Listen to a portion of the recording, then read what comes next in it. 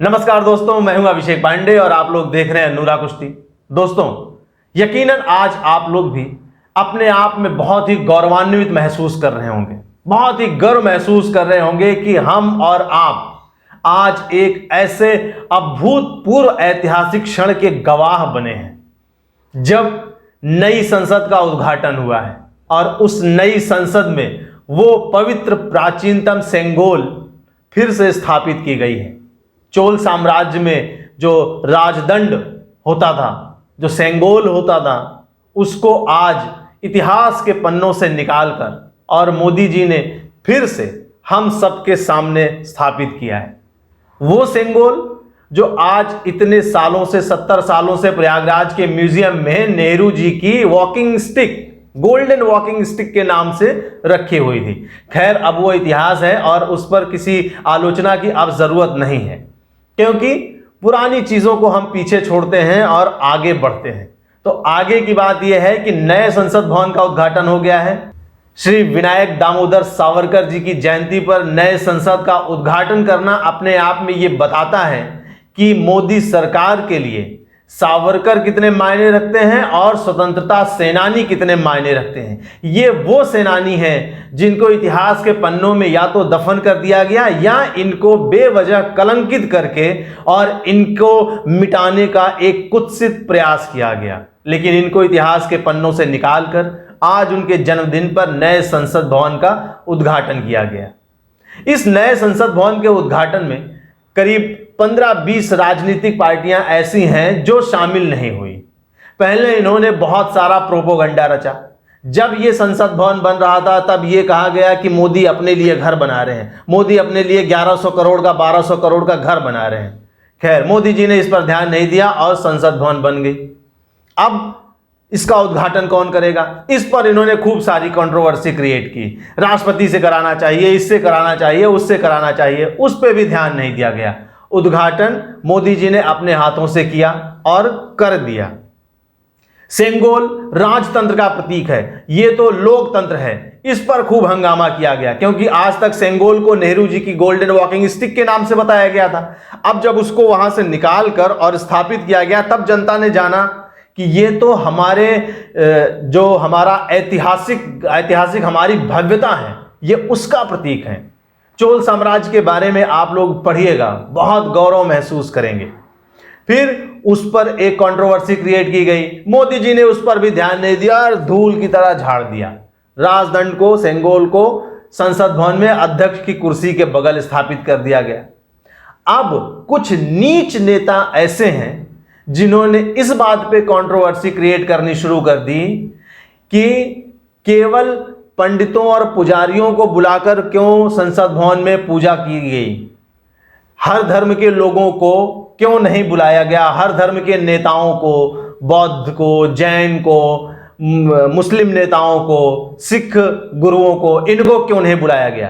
तो ऐसे नीच नेताओं के लिए ये जो वीडियो चल रहा है ये आप देख रहे होंगे, आपको समझ में आ रहा होगा कि जिस तरह लोकतंत्र में सबका स्थान है, उसी तरह जब नए संसद भवन का उद्घाटन हुआ था तो सारे धर्म के जो प्रमुख नेता थे, जो गुरु थे, उनको सबको बुलाकर और देखिए क्या चल रहा है। सबको मौका दिया गया, सबने अपने अपने हिसाब से अपने अपने ईश्वर की पूजा की, शब्द किया और जो अपनी अपनी भाषा में जो जिस तरह से प्रार्थना करते हैं, सारे धर्म के नेताओं ने ऐसा किया। तो ये जो नीच नेता हैं, इन नीच नेताओं के लिए ये वीडियो मैं यहां पर प्रस्तुत कर रहा हूं। फिर इनमें से एक महान नीच नेता जो पहले बहुजन समाज पार्टी में थे, फिर भारतीय जनता पार्टी में आए, फिर वहां से लात मारकर भगाए गए, तो आजकल समाजवादी पार्टी में है। और कभी वो तुलसीदास पर बोलते हैं, तो कभी वो रामचरितमानस पर बोलते हैं, कभी ब्राह्मणों पर अपनी भड़ास निकालते हैं। उस नीच नेता ने ये कहा कि साउथ इंडिया के ब्राह्मणों को क्यों बुलाया गया, उत्तर भारतीय नेताओं को क्यों नहीं बुलाया गया। तो बहुत जल्दी इस नीच नेता को जनता सड़क पर पकड़कर और जूते जूते पीटने वाली है। आप लोग इस बात के गवाह रहेंगे कि किस तरह से इस नेता को उत्तर प्रदेश की सड़कों पर जनता ने पटक पटक के जूते से पीटा है। तो आप लोग इस बात के गवाह रहेंगे, बहुत जल्दी ये सब होने वाला है। अब इसमें सबसे बड़ी बात क्या है जितनी विपक्षी पार्टियां जो इस उद्घाटन समारोह में नहीं आई, दरअसल अब वो घर पर बैठकर अपने आप को कोस रही हैं और अपने आप से ज्यादा वो कांग्रेस को कोस रही हैं, क्योंकि कांग्रेस के दबाव में, कांग्रेस के कहने पर वो पार्टियां इसमें शामिल नहीं हुई। इसका ताजा तरीन उदाहरण मैं बताता हूं कि एनसीपी की सांसद सुप्रिया सुले का एक बयान आया है कि हमको तो चिट्ठी देके बुलाया ही नहीं गया, एक फोन तो करना चाहिए था, केवल व्हाट्सएप कर दिया गया था। मतलब कि ये आना चाहते थे। जो इन्होंने इतने दिन तक ड्रामा रचा था, उस ड्रामे की स्क्रिप्ट यही थी कि मोदी जी जाएं, अंगोछा धोती इनके सामने फैलाएं कि साहब आप आइए। ये इतने सालों में नरेंद्र मोदी नाम के प्राणी को समझ नहीं पाए। वो प्राणी ऐसा है कि अगर आप उससे घमंड दिखाओगे तो वो आपकी तरफ देखेगा नहीं। तो सुप्रिया सुले जी का ये बयान कि हमको तो केवल व्हाट्सएप पर बुलाया गया था, हमको फोन क्यों नहीं किया गया था, हम नहीं आएंगे। फोन किया जाता तो फोन क्यों किया गया, हमको हमारे घर तक क्यों नहीं लेने आए। मैंने आपको पिछले वीडियो में बताया ना कि किस तरह से दूल्हे का फूफा नाराज है कि हम तो जाएंगे तो दूल्हे की गाड़ी में ही जाएंगे, फिर हम दूल्हे की गाड़ी की छत पर बैठकर नाचते हुए जाएंगे। ये वो लोग हैं। तो इस तरह अब धीरे धीरे धीरे धीरे आप देखना कि इन विपक्षी नेताओं के बयान आते जाएंगे और इनके अंदर की जो कुंठा है वो बाहर निकलेगी। इसी तरह की कुंठा बिहार के उस 9वीं फेल उप मुख्यमंत्री तेजस्वी यादव की निकली है। उसने एक फोटो को ट्वीट किया है जिसमें एक ताबूत का निशान है और उस ताबूत को ये जो नई संसद है उसके आकार से मैच किया गया है और ये पूछा गया है कि ये क्या है। अरे भाई, ये ताबूत है, ये तुम्हारी पार्टी का ताबूत है। 2024 में तुम्हारी पूरी पार्टी इसी ताबूत में दफन हो जाएगी। आप देखते रहिएगा, पूरी पार्टी, पूरी आरजेडी, लालू का पूरा वंश राजनीतिक रूप से इसी ताबूत में दफन होने वाला है। ये वही ताबूत है। नीतीश कुमार अनर्गल पनर्गल कुछ भी बोल रहे हैं। अरविंद केजरीवाल का बोलना तो समझ में आता है क्योंकि उसको तो अत्यधिक मिर्ची लगी हुई है। बाकी जो पार्टियां हैं, ये कांग्रेस के दबाव में आकर इन्होंने ये जो घृणित कार्य किया है और ऐसे ऐतिहासिक मौके पर वो इसके गवाह नहीं बन पाए। ये जो तकलीफ है ये इनको सालों साल सालती रहेगी। अगर आप लोगों ने रामचरितमानस, रामायण कभी पढ़ी होगी तो आपको पता होगा, नहीं तो आपने टीवी पर देखा होगा कि जब भी कोई अच्छा काम होने वाला होता है, जब भी कोई ऋषि मुनि यज्ञ हवन पूजन करते थे, तो ये तमाम तरीके के लौड़ासुर, भस्मासुर, बाणासुर, ऐसे टाइप के जो राक्षस हैं वो आकर उसमें विघ्न डालते थे। तो ऐसा नहीं है कि हवन पूजन होता नहीं था, होता था।